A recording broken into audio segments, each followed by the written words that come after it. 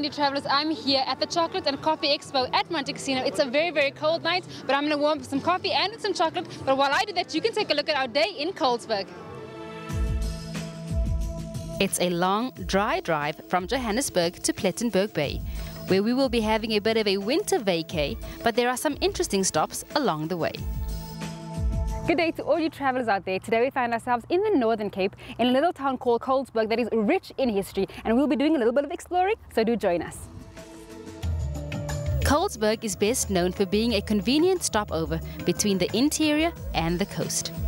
Mostly people just pass through on their way to their holiday destination, usually Cape Town and surrounds. But here, where the N1 meets the N9, is a wealth of history that would engulf you if you let it. Our first stop is our accommodation for the night, Toverberg Guest House. It is a quaint but beautiful place.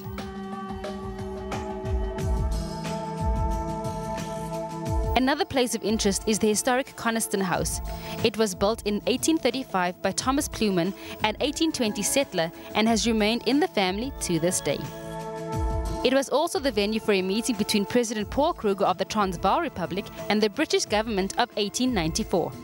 Furnished with antiques and family heirlooms, it makes for a beautiful historic stay. This little community functions like a family, and Mama Arista de Waal from the TRENDZ guest house fills our tummies at breakfast before we are taken on a virtual tour by one of the town elders. Goed, om nou te beginnen met Kolesberg se geschiedenis. Kolesberg is gestig 1830. Met die ontwikkeling van die beschaving van Jan van Riebeeck se dae af, het die beschaving van die suide af beweeg na die noorde toe, geleidelik. En hier in hierdie area, Kolesberg, het die heel noordelike baken gestig, die Plettenberg baken. En Kolesberg is toe hier gestig in 1830 as 'n fokuspunt van die beschaving wat hier by mekaar gekom het. En van hier het dit oor die rivier gegaan, Oranje rivier, na die noorde. En dit dan weer oor die rivier geblom na die diamantvelde en goudvelde. Maar in Kolesberg was 'n fokuspunt gewees met al die soorte kulture wat hier by mekaar gekom het. Ons het hier so waarmakers gehad, ons het hoedemakers gehad, ons het 'n fabriek gehad vir mineral waters. So ons het al die verskillende kulture gehad hierso. 'n sterk Joodse kultuur wat ook 'n sinagoge gebou het hier in Kolesberg. Wat 'n replika is van 'n Russiese sinagoge. Die sinagoge is hier gebou. So hier was 'n baie sterk Joodse kultuur in Kolesberg. So was hier ook 'n Engelse kultuur, 'n Skotse kultuur. Van al die soorte kulture het ons hierso in Kolesberg by mekaar gehad. We did pass the synagogue on our way into town, which is surprisingly currently used as the ShopRite U-Save. Waar ons nou hier staan, was eintlik die senter van die dorp gewees. Die ontwikkeling het hier begin. Ons het die winkels hier gehad. Ons hier regoor wat ons kan sien, het ons die groothandelaarszaak Dryper en Pluman. Hier agter my is ook 'n winkel gewees. Die groothandelaarszaak Dryper en Pluman. Wat belangrik van hom is, hulle het hulle rips uitgestuur na verskillende dorpe. En die ene rip was 'n O'Reilly wat gegaan het na gekom het van uitgegaan na Hopetown. En van daar het hy toe klippies saamgebring hier na Kolesberg, wat vir hom heel interessant gewees het. En hulle toe hier in Kolesberg dit verklaar as 'n diamant by Dryper en Pluman. Die eerste diamant van Suid-Afrika het hulle hierso verklaar as 'n diamant. Hierdie straat hier, wat hier opstap hier na boontoe, was 'n dig bevolkte straatjie gewees. Elke eienaar het sy huis gehad hierso. En Sondag was die gebruik gewees dat ons stap hier van hierdie straatjie af op na die fontein van die dorp wat water voorsien. en dit was 'n gereelde uitstappie Sondagmiddag. En na die bopunt van die dorp het ons ook die waterreservoir van Kolesberg, en dit was die publieke swembad geweest van Kolesberg. Dit was 'n baie gesogte woonbuurt geweest, hoewel dit later aan vervalle geraak het, en plaasboere het die huisies opgekoop vir oornag, vir nagmaalshuise, waar hulle naweke net in die dorp gebly het. En dan het ons natuurlik die verskillende kerke hier in Kolesberg, die NG Kerk en die Gereformeerde Kerk en die Anglikaanse Kerk en die Methodiste Kerk. Wat besonder interessant is van die 3 kerke, die groot kerke, is by die Anglikaanse Kerk, Gereformeerde Kerk en die NG Kerk het ons orgels wat baie goed onderhou is. Die orgel van die Anglikaanse Kerk is sopas gerestoreer. Hy is een van die oudste orgels in die omgewing. Ek was betrokke geweest by die museum vir 30 jaar en dit my ten doel gestel om die ou argitektuur van Kolesberg te laat behou bly. En sodoende het ek van hierdie ou huisies opgekoop, sodat mense kan sien hoe die huise gelyk het in Kolesberg. En dat is al die huisies is nou verklaar as nasionale gedenkwaardighede. In our previous explorations of Johannesburg, we set off from Denare Tours to Chef Coco in Sandton. We definitely had a great time and got to experience great food, but now let's see what went on when we left Chef Coco's. All right, we've just come from Epicure, guys, and the food was everything Busi promised and more. It was awesome. The place was awesome, as you probably saw. So where are we going next? Oh yeah, I'm glad that you loved the food. And did you not love his presentation? I did. Oh my goodness. Tasty. You wouldn't even think it's African food, right? Yes, it's well plated, it's colorful, it's delicious, it's flavorful. My goodness, I was blown away. I'm glad that you loved it. Yeah. So now, we're on our way to Maboneng. Okay. And we're going to meet Tsepo. Okay. Tsepo is our tour guide. He's going to take us through Maboneng. Okay. And we're going to go to my favorite places, obviously, there. Okay. And it's all a big surprise. Okay, I'm not going to tell you anything right now. Tsepo will take care of everything, but I'm sure you're going to love it. Maboneng was our last stop, and I was excited to delve into new parts of the district I had never seen before.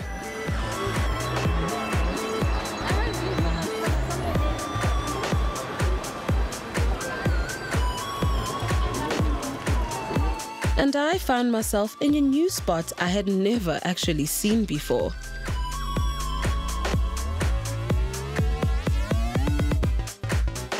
Where are we? Where are we? Where are we? Look at us. We are in a hideout. Really? We are sitting in the hideout bar where everybody, that is everyone that just loves the outdoors, that just loves the city, that loves being an adventurous individual is here. And this is why I brought you here. Okay. My favorite hangout. Okay. I saw some bikes outside. Is it because you bike? It's because you bike, right? Of course, yes it is. Oh, okay.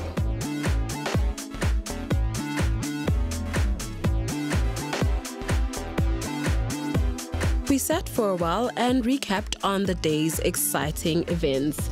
And as I looked around, I got to see that the small and quirky space is actually the perfect place to catch up with friends on any night. But we were waiting for someone, and our guide Tsepo was on hand to tell us a bit more about the hideout bar and the backpackers.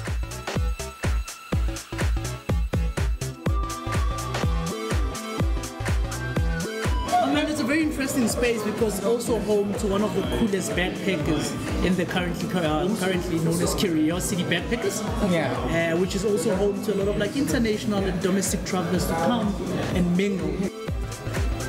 One of the many draw cards we were told of this cozy and quirky space is the affordable cocktail menu, and the bartender worked his magic and mixed what he promised to be the perfect winter warmer.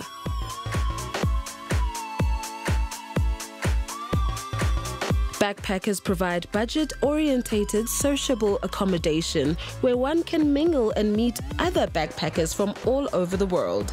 And from the backpackers, Tsepo showed us a few more places that draw the crowd every night to the district of Maboneng. But finally, we were exhausted and couldn't wait to check in at the 12 Decades Hotel. The 12 Decades Art Hotel chronicles the city of Joburg with rooms and spaces designed and conceptualized by some of South Africa's most celebrated artists and designers.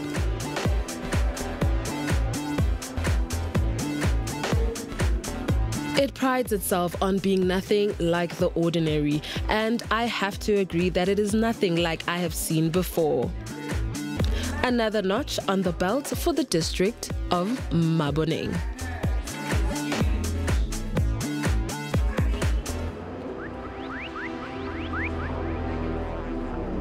There is so much happening in our beautiful country, but do remember to catch us on Trends on SABC using the hashtag TrendsTravel. That's on Twitter and on Instagram.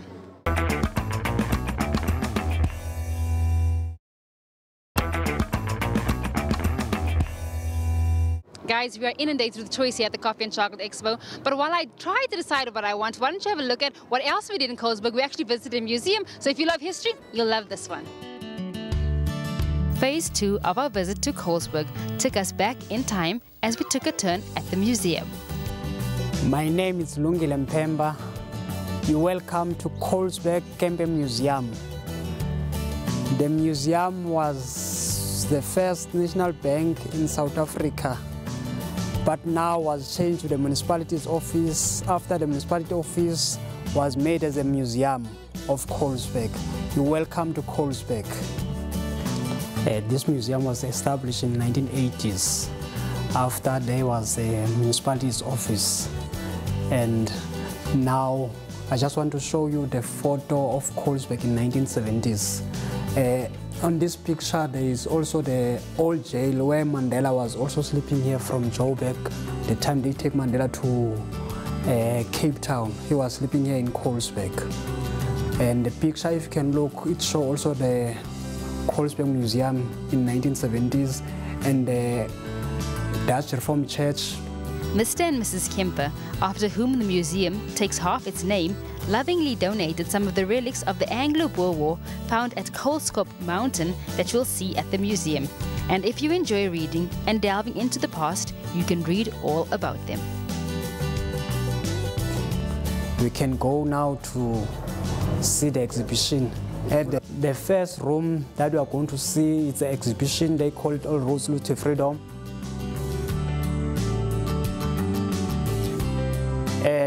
The exhibition of Kolesberg on the Road to Freedom. The Kolesberg... They spearheaded the struggle. It's an interesting story of how this little place had no idea of the riots or revolutionary songs that were rife in townships across the country. They were the one that was forwarded to the Kolesberg struggle. Kolesberg, there was a school of welcome. They were visited Kolesberg in 1985. So our youth of Kolesberg, they didn't know about anything about the riot. So they were coming to play the soccer at Kolesberg Kuyasa location. So the time they were playing the school of children of welcome, they were singing the revolutionary songs. But for us in Kolesberg, we know Afrikaans language at the school. So it's where they were started. So as they were involved in the political struggle, so they called the meetings. If you can look this, there was a meeting at the Kuyasa Hall. It's where the community was also influenced by the Koyo. They call it the Koyo, which is Kolesberg leadership of youth. Kolesberg may have been late to join the revolution, but as in all struggles, they too have their fallen heroes, known as the Bongweni Four or the Kolesberg Four. To our museum, because the exhibition is open for everyone, for the community. The Kolesberg Four, it was the 3rd July 1985. So the 4 school children was shot ambushed by the police at the location. The name of the children that was shooted down, it was December James Morumo, Tozamile Kakamaciki. Each room in the museum has its own theme, so onward and upward to the next room. Yes, the Kariki people. The exhibition on this side, we call it the Kariki people or the Karo nomads. The exhibition was the research of Professor DeYoung from UNISA University, who was assisted to do the research. These nomads people are the first people that were staying in Kolesberg. Even in history, if you read the history from Cape Town, Northern Cape, you will get these people. Even currently now, there are a lot of these nomads people that are staying at the location. They call it from Braggers Camp on the road to Petrasville. We'll get it. Also on the road to Wimpy, we'll get these people. So they were the ship sharing. To this day, these people live in small makeshift houses that they can pack up and take with them as they move along. Refusing formal housing, they have few earthly possessions and take on odd jobs at farms as they travel. So after this exhibition, we'll go to the second room. We call it the Old Dolls or the Old Books exhibition. Old books? Yes. Okay. We can move on that room.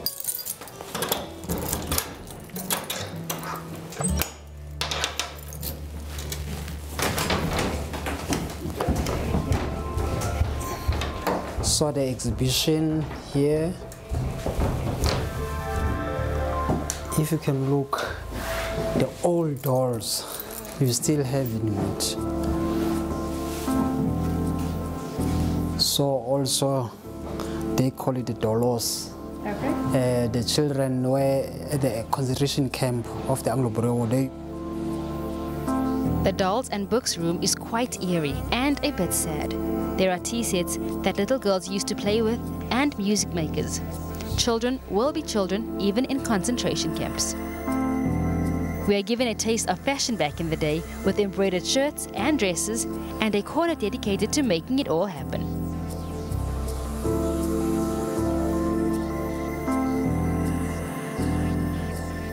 This sewing machine with the tutorial books to help you along.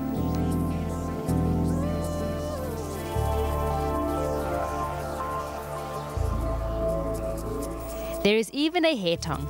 In the days where hair dryers and hair irons didn't exist, women still did what it took to look great. This exhibition will go upstairs now to the Anglo-Boer exhibition. What are all these? The trophies. Trophies, yes. It's all trophies because Kolesberg was, if you can go, Kolesberg was also breeding the horse for the race and the netballs. Halfway up the stairs is the golden clock, marking the centenary of this remarkable house. Going further back into history, we stumble upon the forgotten era. So now we'll start from the exhibition of the Anglo-Boer. So everything that you'll see on this room, we call it Kolesberg, the forgotten front. So all the exhibition that you see here was found at the Kolesberg mountain.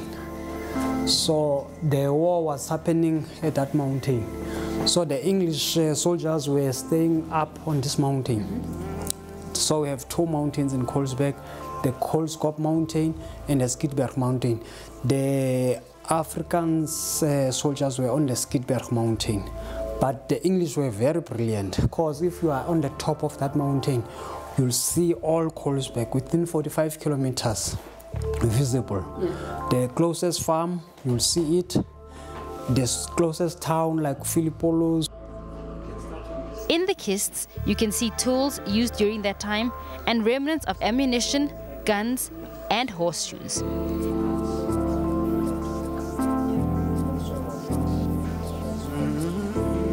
There is even a hand-drawn map of Kolesberg dating back to 1901. In this room, you will find all sorts of memorabilia of war.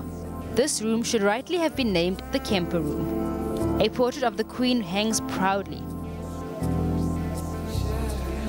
The last room on our tour is all things Kolesberg. So that's the Kolesberg Mountain. And the photo of John Novel. John Novel, Novus Pond, was named about John Novel. Kolesberg was named about the it was Celery Coal. Yes, and the Kolesberg was named after Celery Coal. So this was the street map of Kolesberg. All the heritage building that we have in numbers. If someone wants to see what was his house number or what was the house look like, they just come to the museum and see the photo, the street map photo. So where are we now on this map? On this map, we are here now. Here we learn about the strong Jewish element and about the tasty mutton from the merino sheep that is an appetizing commodity here.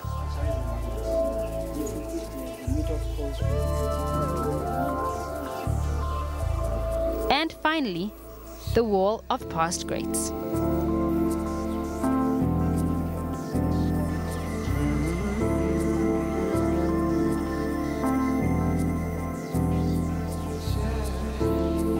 After a tour of the museum, a part of this history is made alive to us as we venture into the township and pay homage to the fallen at the Kolesberg 4 monument. Here we are at Kilimani Street, Bongweni location. It's where the monument of Kolesberg 4 was erected. It shows us the school children were trying to attack the house of the police officer at Kilimani Street. The police were inside the house, but the children, they thought there was no one in the house. They want to put a petrol bomb in the house. But when they were close to that house, the police shot the children. The gravesite is our last stop, dedicated to the history of Kolesberg, both black and white. Next time you're on your way to Cape Town, stop in Kolesberg, spend a few days. It is well worth the stop. We're about to take a really short break right now, guys, but don't go anywhere. Remember that you can catch us on Trends on SABC using the hashtag TrendsTravel, and that's on Twitter and on Instagram. See you after the break.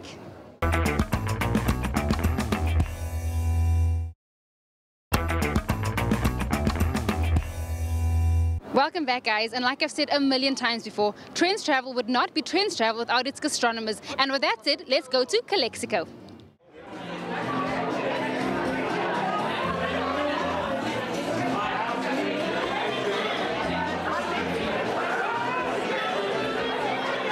Welcome to the launch of Calexico, the newest addition to 44 on Stanley in the Mill Park district.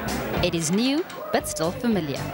I used to own Stanley Beer Yard, and for those who've been to Stanley Beer Yard, it was a very unique, it was very different, a very different place. Then Mike joined me as a partner, and so what started out as a little revamp where we thought we were going to do a little bit of paint here and a little bit of paint there, we actually ended up gutting the whole store.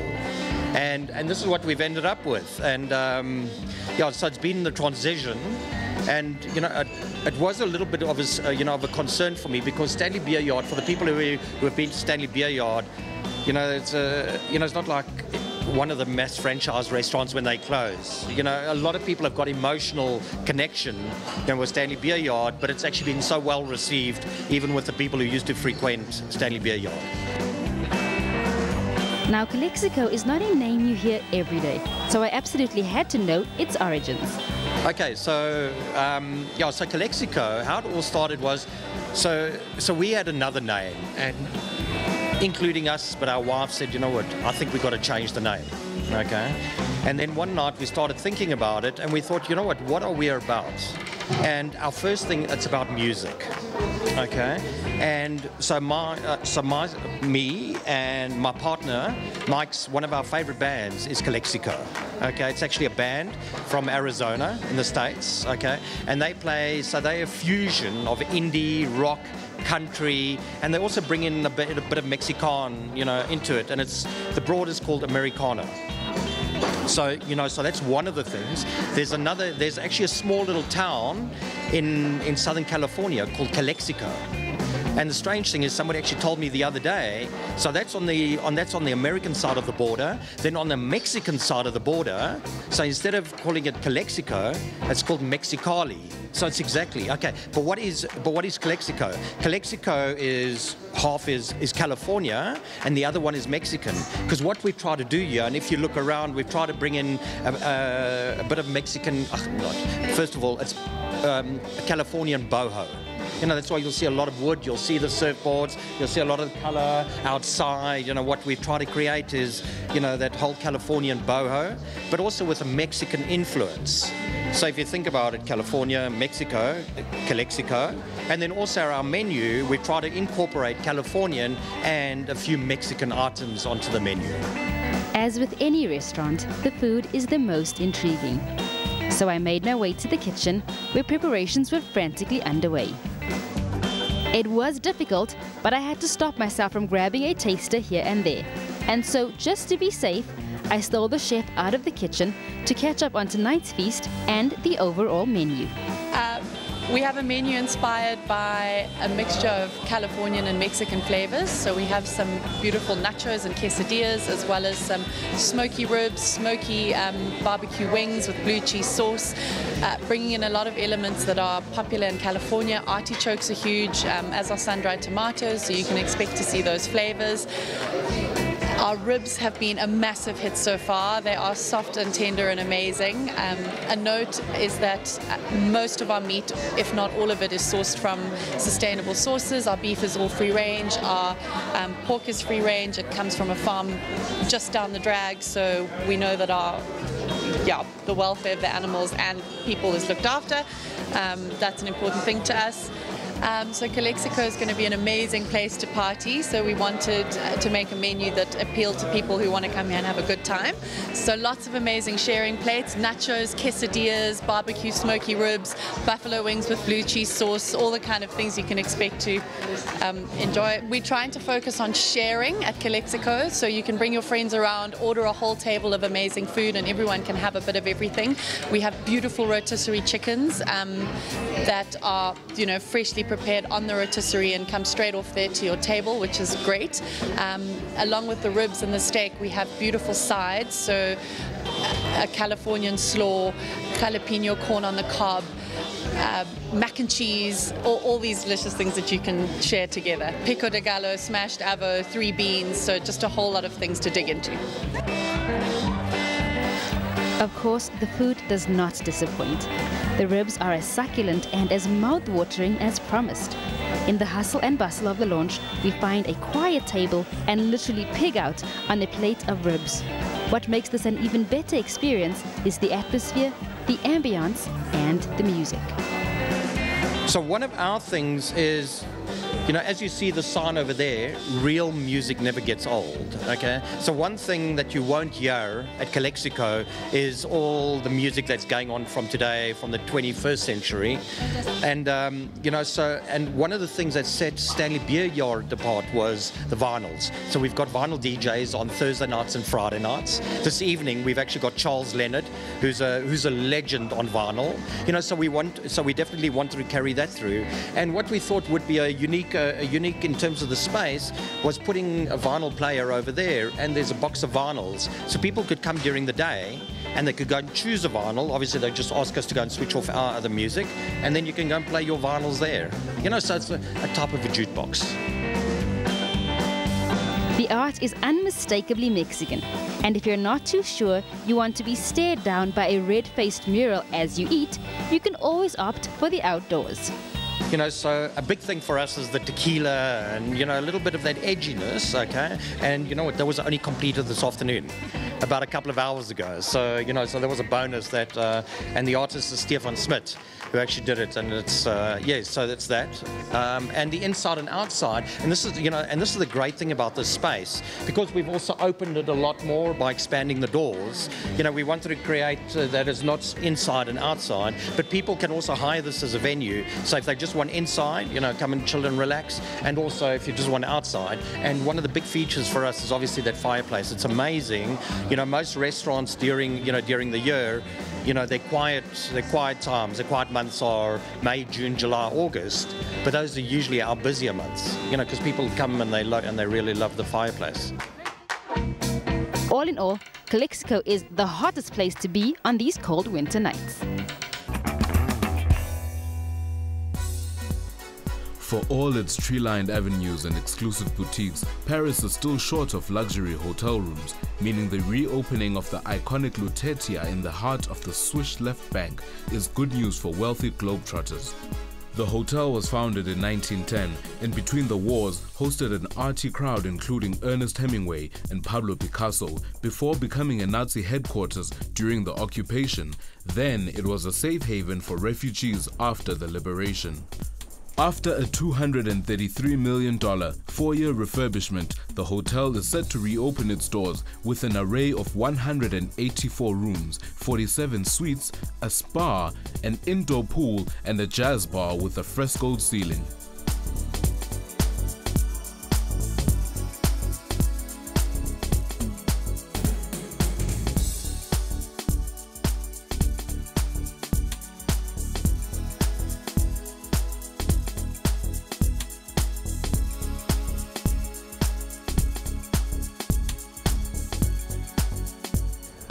Well, I would say that for the Lutetia, the main point is the location, because we are the unique property, Palace Hotels, located on the left bank, and all of the Grand Hotels are located mainly on the right bank. So this is the first point. The other point, I think, is to be located in a place where we consider that it's a very Parisian place.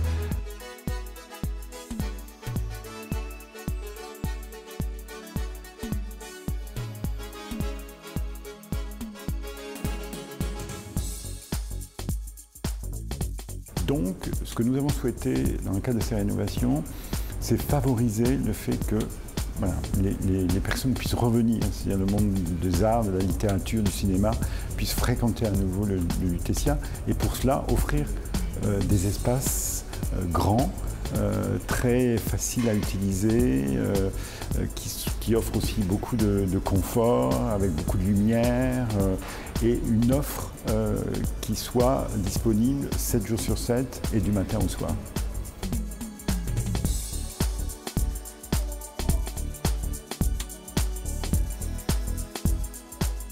The city already has a cluster of elite hotels, the top rung classed as palaces by the French Tourist Board, and the Ritz and the Crillon have just undergone major renovations.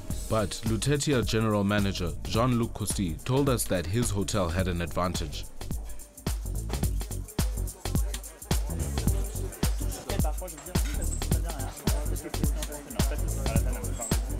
Yes, in fact, the Paris market is not saturated with luxury or upper upscale supply in terms of rooms. We have a few iconic palaces in Paris, but if we compare to London, Moscow, Tokyo, New York, or all the international economic gateway worldwide, we are still a bit behind in terms of supply, so there is still some space.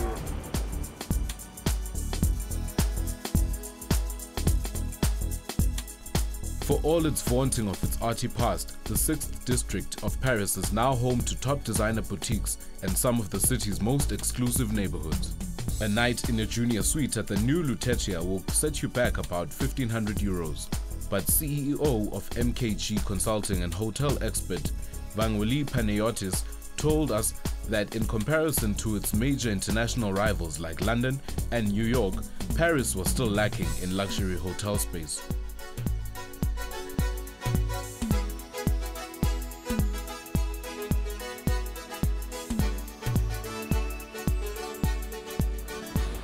Yes, I think there is a lack of luxury from this side of Paris, because the area of the Champs-Élysées has already some palaces. There is also Place Vendôme where some palaces, and on the left side of the river there were a lack of palaces. So now a big hotel is back on this area, which is completely in line with the overall environment and neighborhood, which is quite luxury also. Just 2 or 3 years ago, opening a luxury hotel would have been wildly optimistic. Tourists had fled France after a series of attacks blamed on Islamist militants. In November 2015, assaults in Paris killed 130 people. Occupancy rates of Paris luxury hotels fell by 15% to 52% in 2016. Now the tourists are coming back and the Lutetia hopes to get its share.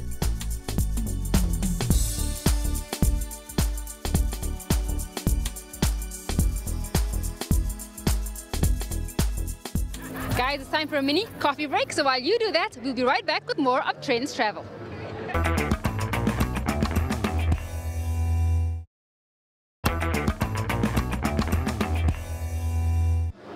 It is almost time to say goodbye, but before we do, we've got some cool things for you to check out, so here we go. A piece of Russian culture is making its wave in the international fashion scene, thanks to female soccer fans from all over the world who came to watch the month-long World Cup.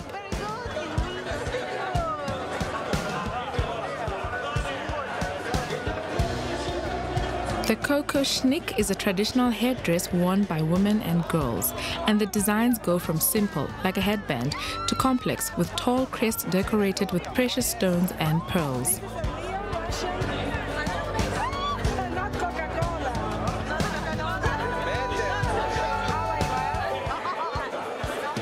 These days, fans wearing kokoschniks can be seen everywhere, inside the stadium, out in the fan zones, on the streets, in bars in host cities. It's beautiful, yes. And it's painted, it's hand painted, it's beautiful, it's handmade, it's Russian art, it's beautiful, yes, very much. Thank you very much, thank you.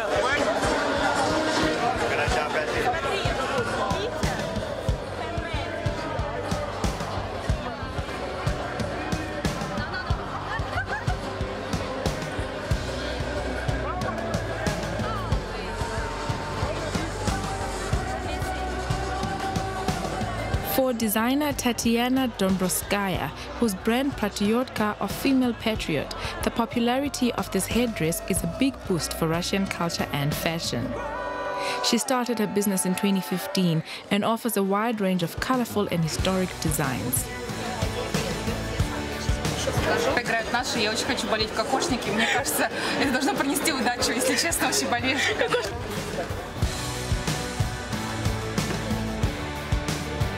Some of them cost up to $300, but for those fans on a budget, there are pieces that cost from $15 to $80.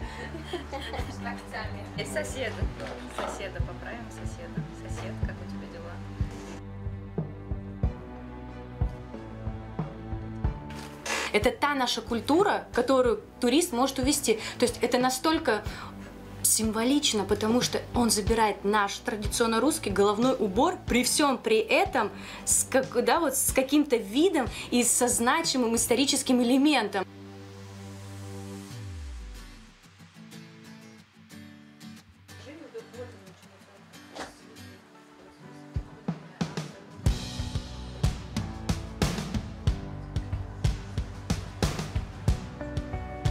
Я езжу в метро в кокошниках. Я никогда... Для меня кокошник подходит ко всей одежде в моем гардеробе. Да, только это современное исполнение. Настя, как называется эта техника?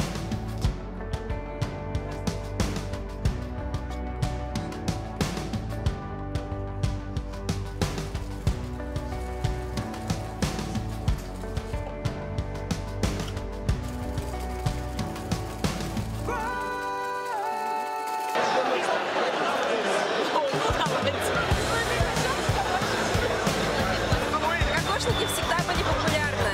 Мы носили их каждый день. А теперь все заметили, что мы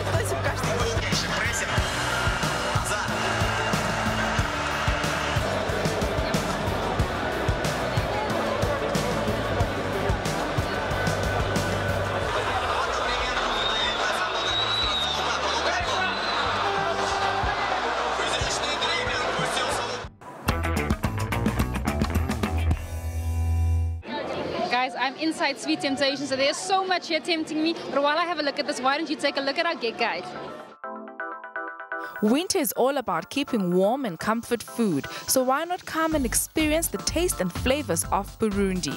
Choo Choo Junction in Linden, Gauteng will be hosting the Taste Destination Burundi edition, where you will be able to sample 8 traditional dishes.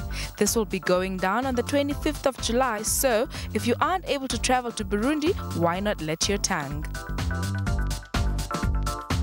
As part of the nationwide centenary celebrations of Nelson Mandela's posthumous 100th birthday, Joburg Theatre is bringing together 4 living South African musical legends: Jonas Gwangwa,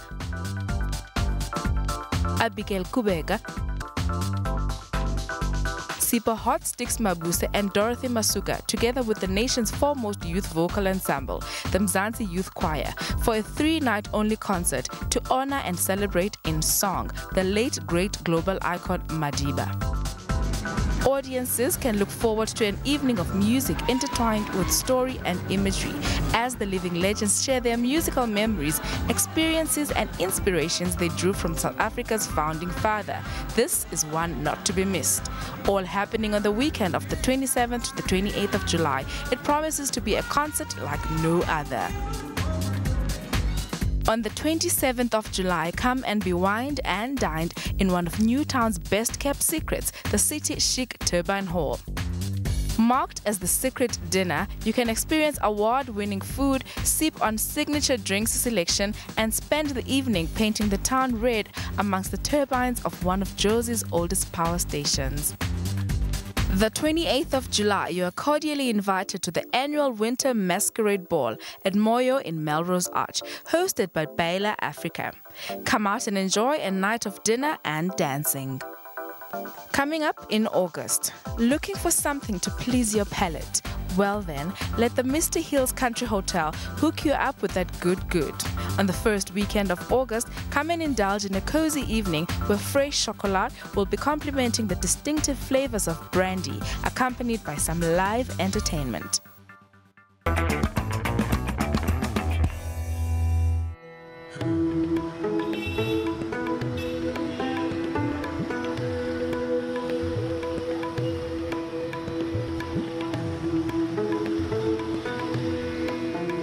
A post-graduation botany student in India's southern Trivandrum city combines science and nature in a unique way by digitizing a palace garden on the lines of Digital India, initiative by the government of India. The young man, Akhilesh Nair, documented all the 126 species of both tree and garden plants in their palace campus, spanning 21 acres and linked to the information with a QR code unique to each of them, to a website through a mobile application, enabling the general public to get an access to the information about the trees and plants in the garden. The details of the trees accessed with the application includes its species, nativity, distribution, botanical character, and including flowering period at the moment. But Nair and his professor, Dr. A. Ganga Prasad, are planning on more diverse and detailed knowledge about the big greens.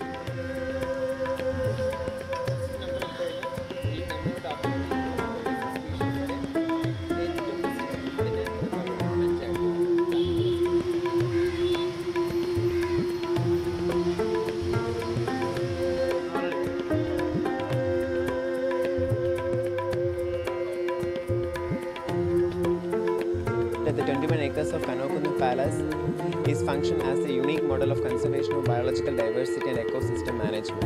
And in this project, we linked all the tree and garden plant species of Kanokundu Palace with QR code, and through QR code, all the persons who visit Kanokundu Palace can access the more information of the trees and garden plants.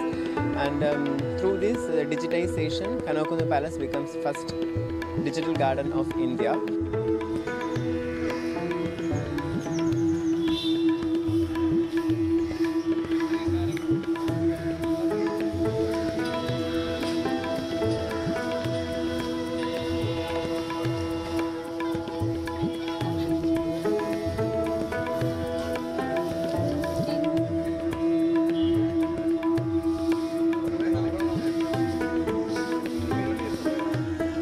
Kakunu Palace is one of the most important tourist places in Trivandrum and has been declared a heritage monument by Indian National Trust for Art and Cultural Heritage and is a unique model of conservation of biodiversity and ecosystem management.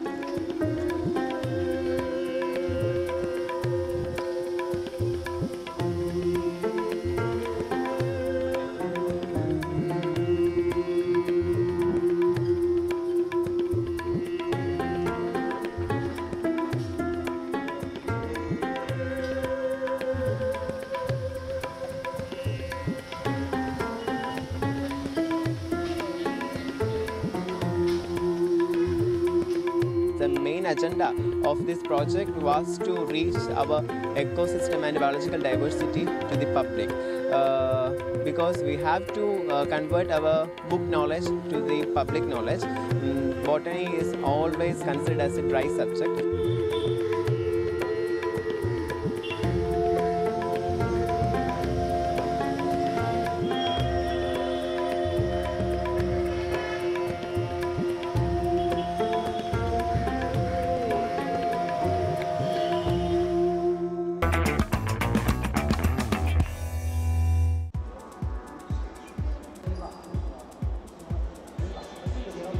A culinary skill teacher from northeast China's Liaoning province recently expressed his enthusiasm for the recent World Cup by carving patterns of football stars' faces on watermelons. Football stars' facial patterns were vividly shown on the watermelon, just like paintings on paper.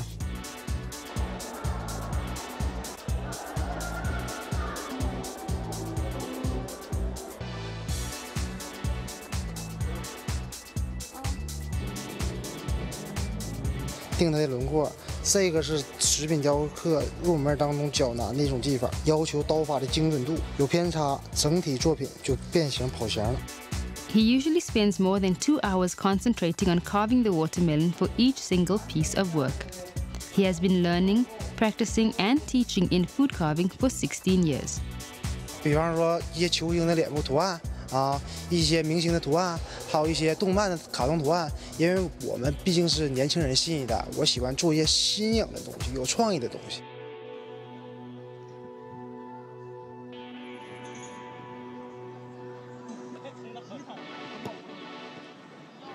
Well, that's all we have for you on today's edition of Trends Travel. We hope that you enjoyed it as we certainly did. We'll see you again next week, same time, same place. Do remember to catch us on Twitter and on Instagram using the hashtag Trends Travel, all on Trends on SABC.